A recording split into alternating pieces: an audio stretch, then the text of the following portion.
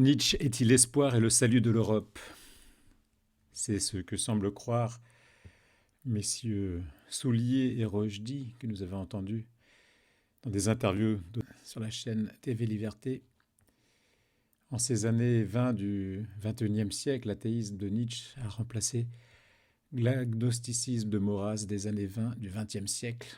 À nouveau, nous voyons des hommes de la droite forte cherchant le remède aux maux de la nation, ou de la nation élargie à l'Europe, dans le cas présent, dans une doctrine providentielle qui se fonde sur tout sauf la providence elle-même. Nous ne sommes pas un adepte de l'éternel retour bouddhiste prôné par Nietzsche, bien que il semble que nous assistions ici à un retour du même phénomène de l'athéisme sauveur de la France.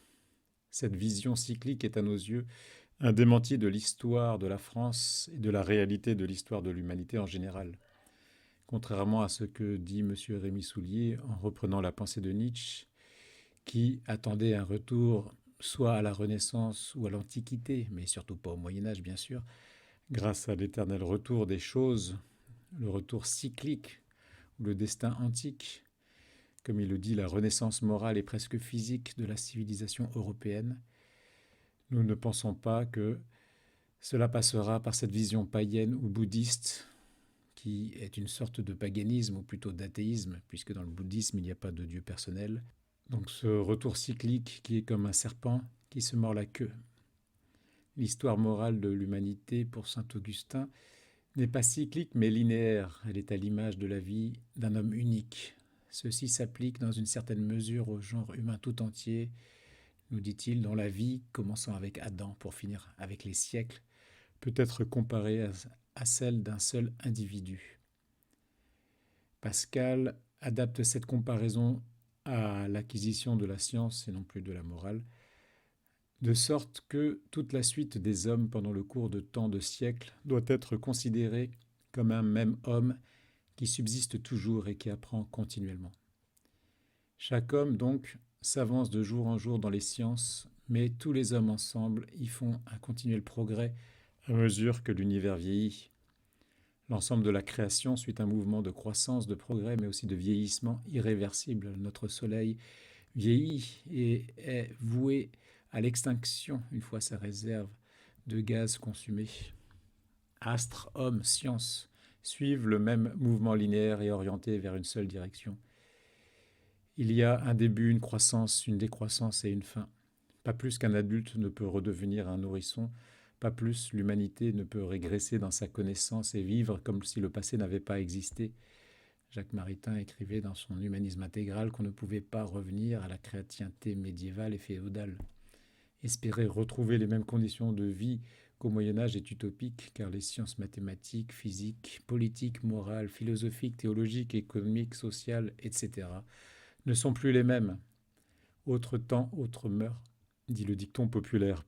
Penser que l'Europe va revenir à l'Antiquité est une utopie et ce serait une régression, car ce serait revenir au polythéisme, à l'esclavagisme, aux castes, au déni de la dignité humaine pour les enfants et pour d'autres catégories de la société. Ce serait un véritable retour à l'enfance. Choisir Nietzsche, c'est choisir le mouvement cyclique et répétitif que l'histoire de l'humanité démentit. Heureusement, aucune civilisation actuelle ne retourne à l'écriture cunéiforme ou se fatigue à retrouver, réinventer le travail du cuivre ou du fer. Tout cela est acquis et dépassé. C'est là choisir la philosophie bouddhiste paradoxalement si proche du platonisme que Nietzsche vomit. Il ne le fait pas à cause de la métempsychose, mais à cause de la notion d'âme. La bête noire de Nietzsche est cette âme immortelle qui implique l'existence de Dieu.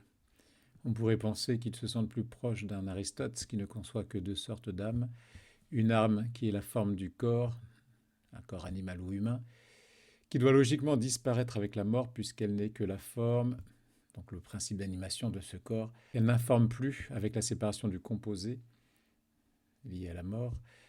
Et à côté de ça, il n'admet qu'une âme substantielle séparée qu'on appelle en théologie un ange.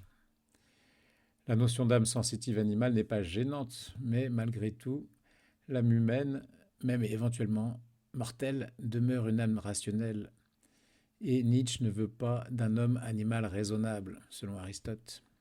Cet homme reste un être rationnel éclairé par une lumière suspicieuse, puisque l'intellect agent aristotélicien est synonyme de spiritualité, d'essence, d'abstraction, d'idée platonicienne.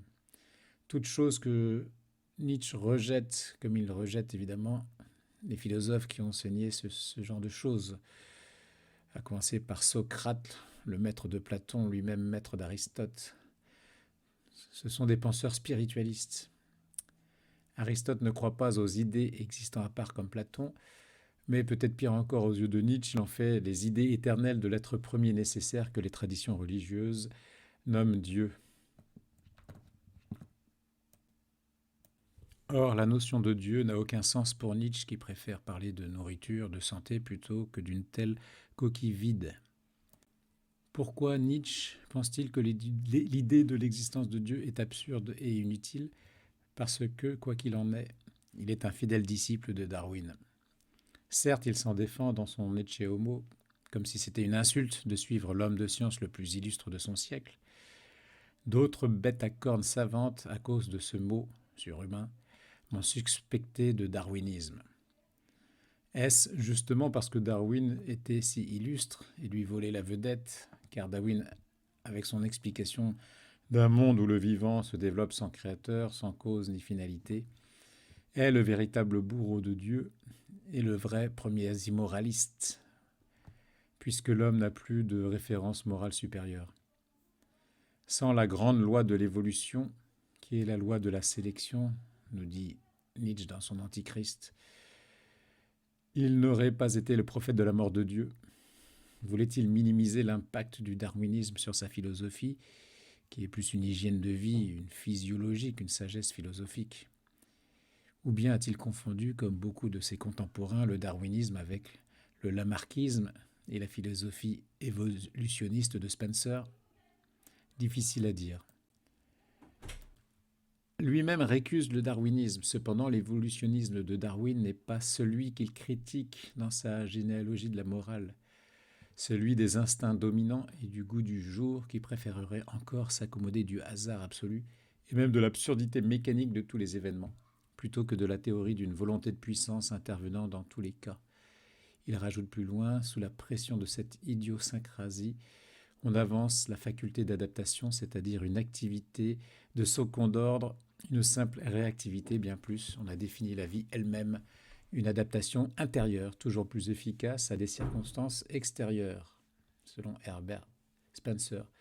Mais par là, on méconnaît l'essence de la vie, la volonté de puissance. On ferme les yeux sur la prééminence fondamentale des forces d'un ordre spontané, agressif, conquérant, usurpant, transformant, et qui donne sans cesse de nouvelles exégèses et de nouvelles directions.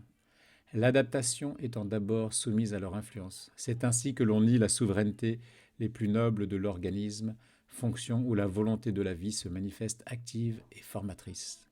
Pas de doute possible, Nietzsche fait des reproches à Lamarck et à Spencer et non à Darwin. Ce dernier ne se contentait pas d'un hasard absolu pour expliquer sa théorie, qui est celle en fait de la sélection naturelle, ou plus précisément celle de la survivance du plus apte par la lutte pour la vie, et non celle de l'adaptation de Lamarck. Le milieu extérieur ne change pas l'espèce par une adaptation intérieure des organes chez Darwin. C'est la nature qui opère comme le ferait un éleveur par sélection pour améliorer l'espèce. La lutte pour la vie darwinienne est une volonté de puissance, celle du plus fort pour vaincre les plus faibles et transmettre ainsi un patrimoine génétique, plus adapté à la survie, une sorte d'eugénisme naturel, pratiqué comme s'il y avait une intention de la nature, une finalité dont on ne veut pas dire le nom. Ce n'est pas par hasard que l'idée de la sélection naturelle de Darwin lui soit venue à la lecture de Malthus, qui cherchait à éradiquer la pauvreté en éradiquant les pauvres. Ne pas venir en aide aux pauvres permettrait de les faire disparaître et régler le problème économique lié à la paupérisation. Comment s'étonner de voir Nietzsche faire la guerre au christianisme parce qu'il se soucie des plus pauvres, des malades, des souffrants? La base du christianisme, c'est la rancune des malades, leur instinct dirigé contre les bien portants, contre la santé. On ne peut pas comprendre l'athéisme de Nietzsche si on ne comprend pas que la sélection naturelle qui permet la survie du plus fort, du plus apte sur le plus faible, en est la base. L'homme n'est que le fruit d'une évolution matérielle par la sélection naturelle qui a amélioré les espèces. Le singe a produit l'homme, mais est-ce la sélection naturelle qui va produire le surhomme? Et si oui, alors il n'y a rien à en dire. Et il n'y a qu'à la laisser faire, sans se poser de questions. Ainsi que le disait M. Shaw. Si le surhomme est produit par la sélection humaine, il sera un homme que l'ancien. Il sera plus courageux, plus intelligent, plus généreux, en un mot plus vertueux. Mais alors le surhomme est un homme qui accomplit mieux son métier d'homme en s'élevant au-dessus de ses forces ordinaires. C'est ce que le christianisme appelle un saint, qui le devient avec l'aide supérieure de la grâce. L'homme ne peut pas s'élever en se tirant lui-même par le col vers le haut. Il ne peut pas se donner plus qu'il n'a en tant qu'homme. Hors de moi, vous ne pouvez rien faire, nous dit le Christ, c'est-à-dire rien de grand, rien de salvateur, rien de saint, rien qui dépasse la mesure humaine, rien de méritoire en vue du royaume. C'est pourtant vers ces hauteurs que doit porter le regard de l'homme qui veut être parfait. Ce n'est pas le retour au paganisme grec ou romain, ni dans la pensée matérialiste de Nietzsche qui rabaisse l'homme à l'animalité que l'Europe va trouver son espoir et son salut. Va-t-on livrer l'avenir de l'homme à une sélection naturelle aveugle ou au fatum, au destin antique, une force obscure et irrationnelle qui détermine notre vie sans action vraiment libre de notre part? Les astres vont-ils redevenir des divinités capricieuses qui manipulent les hommes comme des marionnettes? Nietzsche n'a-t-il pas déjà triomphé d'une certaine manière en Europe? Pourquoi souhaiter son retour? Une Europe qu'il souhaitait sans nation et sans puissance supranationale, ce qui est le cas actuellement. L'Européen ne vit-il pas déjà comme s'il n'avait pas d'âme spirituelle? N'enseigne-t-on pas que la pensée est produite par le cerveau comme la bile par le foie? L'homme de la vieille Europe ne vit-il pas comme si Dieu était mort? N'a-t-il pas le culte du corps, de la santé, du plaisir des sens? N'a-t-il pas fait de son ventre son Dieu? N'y a-t-il pas déjà une lutte contre le plus faible et une sélection eugéniste pour y éradiquer les malades à naître ou existants, les inutiles, les non-productifs, les encombrants? Nos contemporains ne vivent-ils pas pour leur intérêt propre au détriment du bien commun? Le monde de l'entreprise n'est-il pas bien souvent un panier de crabes où l'on se livre une lutte incessante pour survivre ou se hisser en haut de la hiérarchie? Et pour s'enrichir personnellement, la plupart des Européens ne consultent-ils pas leur horoscope? Ne sont-ils pas superstitieux? Ne connaissent-ils pas plus leur signe astrologique que la vie du saint patron dont ils portent éventuellement le nom? Quitte à voir triompher une religion, Nietzsche aurait souhaité que ce soit l'islam, car malgré la grande erreur de l'immortalité de l'âme qu'elle partageait avec les autres monothéistes, elle avait le mérite d'être une religion qui devait le jour à des instincts aristocratiques, à des instincts virils, parce qu'elle disait oui à la vie, avec en plus les exquis raffinements de la vie mort. Est-ce cela que souhaitent également messieurs Soulier et Rochdy? Pour finir, nous ferons une petite remarque sur le commentaire écrit qui accompagne la vidéo de l'interview de M. Soulier. On y lit que Chesterton dénonçait les vertus chrétiennes devenues folles. Nietzsche commande « Deviens ce que tu es ». Ce voisinage nous paraît assez malvenu quand on sait à quel point ce dernier faisait pitié au premier et que celui-ci qualifiait la pensée de Nietzsche de timide. Le nietzschéisme n'est-il pas un exemple parmi d'autres de ces vertus chrétiennes devenues folles? L'héroïsme, le courage, la force, le dépassement de soi, le combat sont des valeurs éminemment chrétiennes qui font le saint autant que l'humilité et la charité. Nous ne nions pas cependant que le sans-frontiérisme, la négation de l'idée de patrie, l'accueil indiscret de la misère du monde entier, l'humanisme hors sol internationaliste, l'écologie panthéistique sont également des vertus chrétiennes devenues folles, mais ce ne sont précisément pas de ce fait de vraies vertus chrétiennes. Nietzsche décrit un christianisme devenu fou qu'un catholique a bien du mal à reconnaître, mais c'est également le prisme déformé de sa propre vision qui le rend tordu. Cela dit, il s'en prend parfois à de réelles valeurs du christianisme, telles l'aumône ou le secours des pauvres. La charité envers le prochain est une pierre angulaire du christianisme, c'est pour cette raison que Nietzsche en fait le fer de lance de sa critique. La pitié envers le prochain contredit la grande loi de la sélection naturelle. Elle est donc contre la vie et contre l'homme. Pour Nietzsche, on ne peut pas être un homme si l'on se soucie des autres hommes. C'est vrai si l'homme n'est qu'un animal parmi les autres, mais l'est-il vraiment? Telle est la question. Quand M. Soulier dit que le citoyen des démocraties modernes vit dans un horizon borné à la matérialité la plus immédiate, pas supraterrestre, qu'il a perdu le sens de l'héroïsme, de l'idée et des potentialités en lui, homme que Nietzsche appelle une crevette bien pensante ou le dernier homme, non seulement nous pensons que cela résulte de sa propre théorie, mais que cela correspond tout à fait à la vie que Nietzsche lui-même a vécue. Une vie de petit bourgeois tournée vers un train-train quotidien fait de petits tracas matériels et pécuniers, obnubilé par les problèmes de santé, loin des courants d'air, loin des hauts sommets et loin de l'héroïsme. L'avenir de la fille aînée de l'Église n'est pas dans un homme privé d'âme spirituelle, et, comme le disait Pascal, il est dangereux de trop faire voir à l'homme combien il est égal aux bêtes sans lui montrer sa grandeur. Nietzsche ne lui montre que sa bestialité et le réduit à sa corporalité. Vouloir une Europe animée par l'esprit de Nietzsche, c'est vouloir que l'homme soit un loup pour l'homme selon la grande loi de l'évolution. L'homme doit se transformer en fauve, en superbe brute blonde rôdant en quête de proie et de carnage. L'avenir de l'Europe, civilisation bâtie par les fils de Saint-Benoît, réside dans une élévation réelle de l'homme plus haut que les cimes nietzschéennes qui restent des hauteurs humaines, qui enferment l'homme sur lui-même.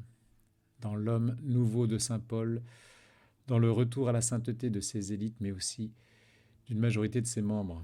Le grand air terrestre suffit peut-être à l'aspiration des poumons de l'homme, mais pas à celui de son cœur. L'idéal ascétique, loin d'être le fléau par excellence dans l'histoire sanitaire de l'homme en Europe, selon Nietzsche, nous paraît être au contraire la condition de son renouvellement et sa planche de salut.